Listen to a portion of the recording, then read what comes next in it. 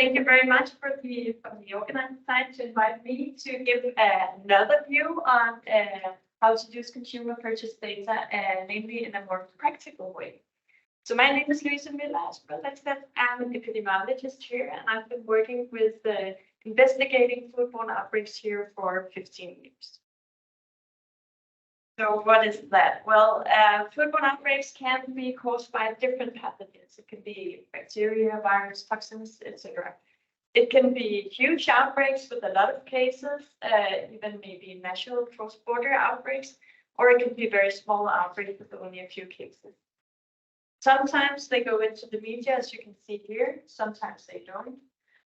But what they do have in common is that we have a group of people who have been ill from the same food item, the same product. And also common is that we as customers do not tolerate to get ill from the food that we eat. So there is an urgent need when something like this happens to investigate the outbreak and to control the outbreak so that no further cases will show up or patients will be affected by it. So how do we do that? How do we investigate foodborne outbreaks? This is it's a very simplified figure. Investigating foodborne outbreaks is like detective work, so we have to find out all the evidence and find out who did it. And this simplified model, I'll just take you through it. First of all, we detect the outbreak. That would be most often it comes a signal from our laboratory who finds a cluster of, for example, salmonella cases that are matching with sequencing, which means it's probably the same food item they were ill from. Then we might find more cases or look for more cases and describe them in terms of who are they, where are they, when did they get ill. And then step three is to generate hypotheses. To generate a hypothesis about what could be solved. And here our main tool is to interview cases with a long traveling food questionnaire. We ask about a lot of things. Have they been traveling? Have they been in any common events? Do they know each other? And then, of course, a lot of food questions on what they've been eating prior to the seasons. Then when we have a hypothesis, when we compare questionnaires from different patients, we might end up with a hypothesis, hopefully. And then we can test it either microbiome, with looking into the food. If there's still product left, we can see if we can find it in the food. Most often the food is already consumed, so it's not possible. But then maybe we can make some epidemiological studies, case control studies. Then together with the food authorities, we also do the traceback investigations, trying to find out what brand it is and which producer made it. And then finally control the outbreak. Maybe we can recall the product from the market if it's still there, or do something so that people don't get it. So those are basic steps. Of course, this is the simplified model and it's more complex. Usually everything happens at once. But this is just to take us through this. Also to focus on, so when can we use consumer purchase data? We can actually do it in different steps of the outbreak investigations, which I will show you. So most commonly it's used generating the hypothesis. So as I said, it's our main tool to interview people. However, it's very difficult to recall what you've been eating. First of all, we have a delay from the time of exposure to the time of the samples taken, to the sample gets to the lab, to the sample gets from this lab to SSI lab, is compared by whole genome sequencing and ends up in a line list at the epidemiologist desk. So there is a time delay. And if I ask you, what did you eat in the first week of September, for example, you will have to think about it, right? It's very difficult. So one thing we can do here is using the consumer purchase data as a fact list of what people. So this is basically, you all know it, but looking in the receipts as if they have their paper receipt. This we can do by getting the data from the supermarket's databases. If they have a membership loyalty card, or we can use their credit card and then also then the banking information. and then we search for specific transaction prior to disease onset in the exposure period. We get these from the retailers, and then we have a lot of information that we compare from the different patients and see if we can find something in common, which sticks out. This is our new hypothesis. Just to give you an example, this is an outbreak that we had in 2011. It was a salmonella outbreak with a weird serotype called Streptocona. When this came up, we had never seen this type in Denmark before, and when we searched in the literature, there had never been an outbreak of this, and it was never found in any animal or in any food. So we were basically very clueless on where to look for this type. What we did was, of course, we made hypothesis-generating interviews, 25 long interviews, and they showed that these patients had not been traveling. They had not been to any common events, and there were no specific food items that popped up. There were 2 supermarket chains that they were primarily shopping in. We also made an international inquiry and found out that there were also some German, Austrian. However, this was really a dead end. We didn't know where to go from here, and 25 long interviews is a long period of time. People or the patients are tripping in. So what we did was we contacted some of the patients again, asking them if we could use their consumer purchase data. And this is an overview of what we got in. So from the left, you can see we got from 15 patient households, 65 purchases, and 1,000 food items. These we divided into the 2 supermarket chains, and then we looked at them separately and rated what kind of food items that came up in more than one patient household. As you can see here, the supermarket A, Danish cucumber and Dazzolino tomatoes was on the top here. So Danish cucumber was not that weird. I mean, a lot of people think cucumber, you can see it was also here down the supermarket. But Dazzolino tomatoes was something very specific. So for those of you who don't know, it's a small elongated tomatoes, and these were from Italy. So this, of course, led us to the hypothesis that this could be the product that they opened. And we followed this investigation further doing a case control study, asking more specifically about this product, which also pointed out the tomatoes. The traceback investigation also corresponded with this, so that the date of when they ordered also corresponded to the time of onset. And also tracing forward, we could find out that these tomatoes has also been sold in Germany. So it fitted very well.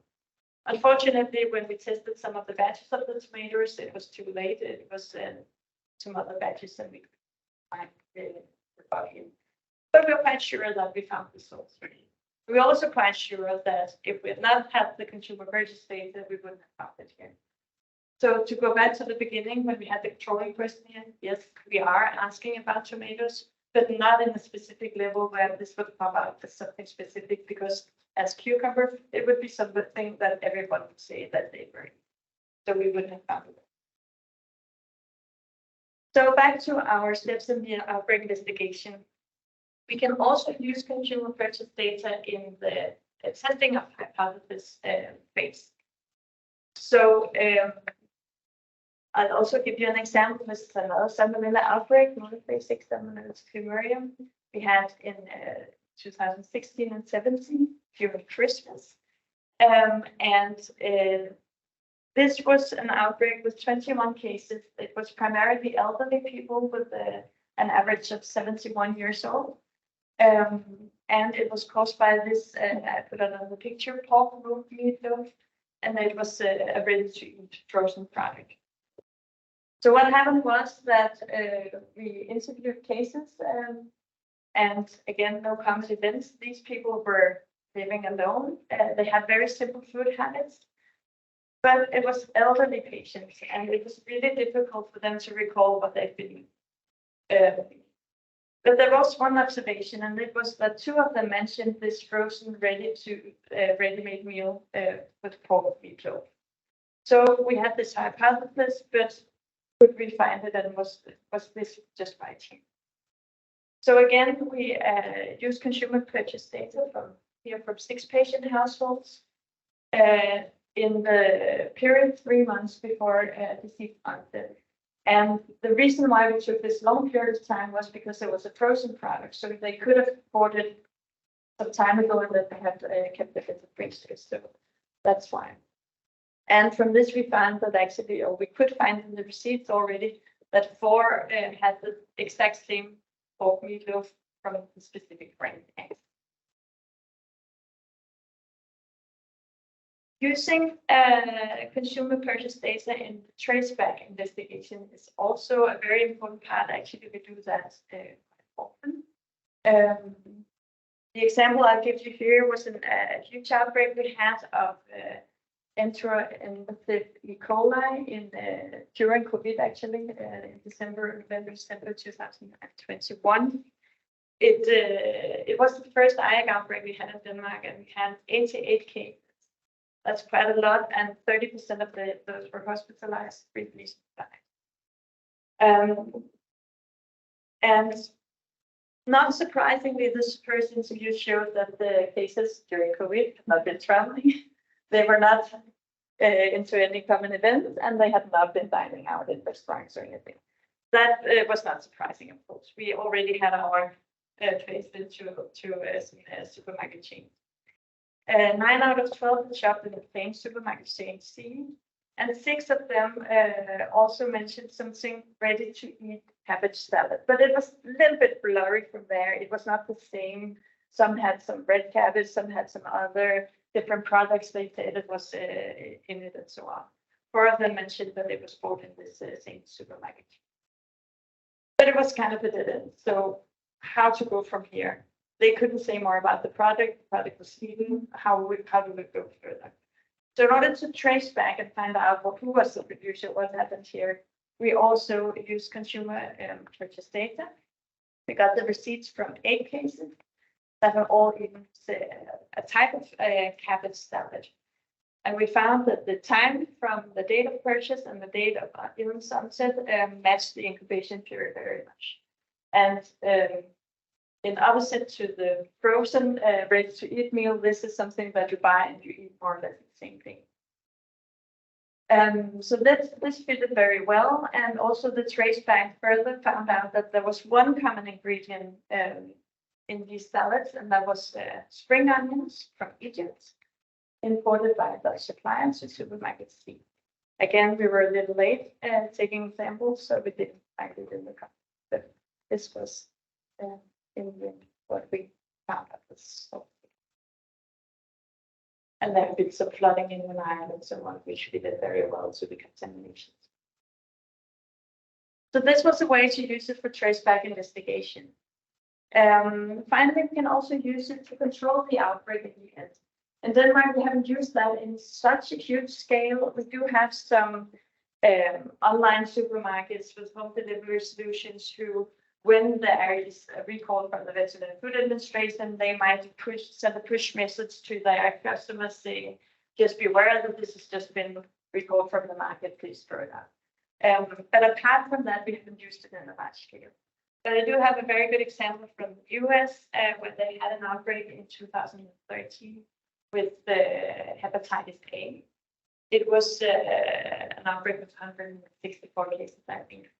And it was due to pomegranate arrows. And what they did was that they sent out a push message for those customers who had bought the food item in order for them to go and those who were exposed to get some post-exposure immunization. So that's a way to do it.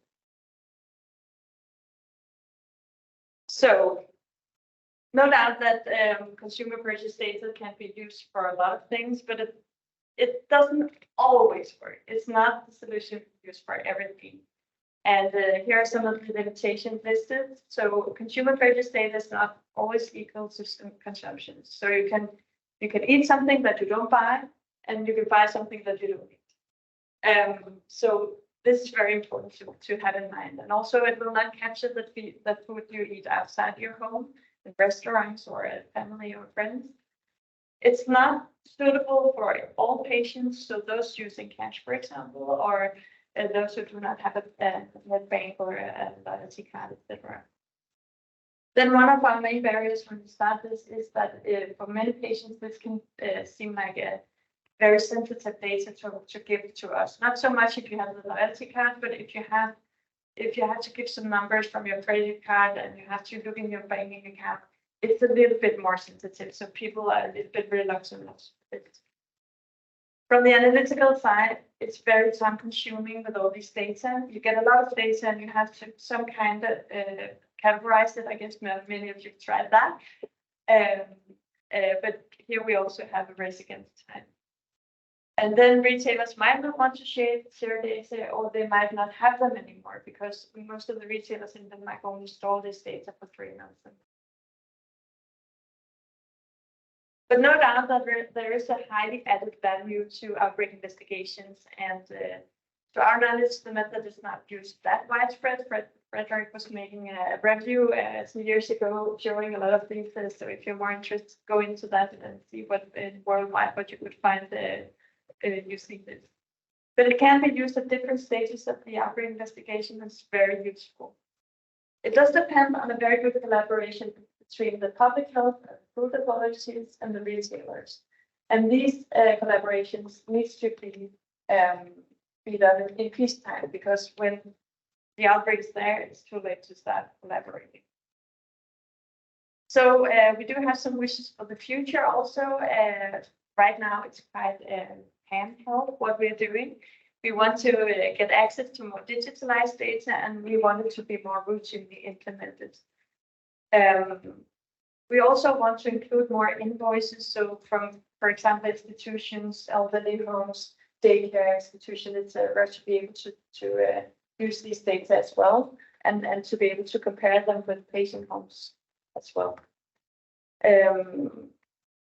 Also, we would like to have some more data to use it for analytical approach, for example, to make case control studies, or also to have the direct comparison with overall sales data, so that we can see if we see something, is it just by chance, or is it something that is more than we would expect from the general population, so that we can actually very fast before even trying to get more. Yes, I hope this was just a brief overview of how we are working with this. You're welcome to ask questions, or otherwise I also put my name.